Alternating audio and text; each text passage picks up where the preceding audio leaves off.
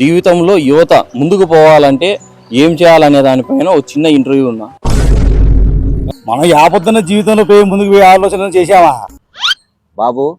దాని మీద మేమైతే ఈలేము.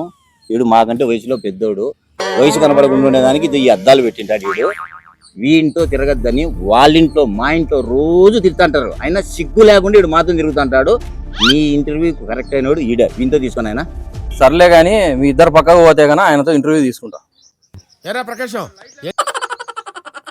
పక్కకు ఎత్తగనబోతున్నాం నీ కళ్ళకు. మేము ముగ్గురం ప్రాణ స్నేహితులం, ఒకరి నుంచి ఒకరు ఉండలేము. తీసుకుంటే ముగ్గురితో తీసుకో ఇంటర్వ్యూ, లేదంటే నీకు ఇంటర్వ్యూని క్యాన్సిల్ చేస్తాం పో. కనీసం చేతులన్నా తీసుకెళ్ళినా. ఏం తీసేదేం ఉండదు. ఇంటర్వ్యూ ఏందో అడుక్కోని, క్వశ్చన్ ఏందో అడుక్కో. జీవితంలో యువత ముందుకు పోవాలంటే ఏం చేయాలి?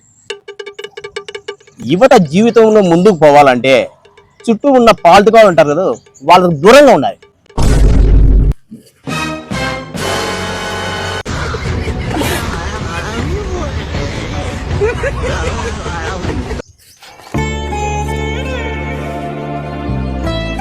ఏమన్నా మీరు ముగ్గురు ప్రాణ స్నేహితులు అన్నారు, వాళ్ళు ఏమో చూస్తే లేచిపోతున్నారు.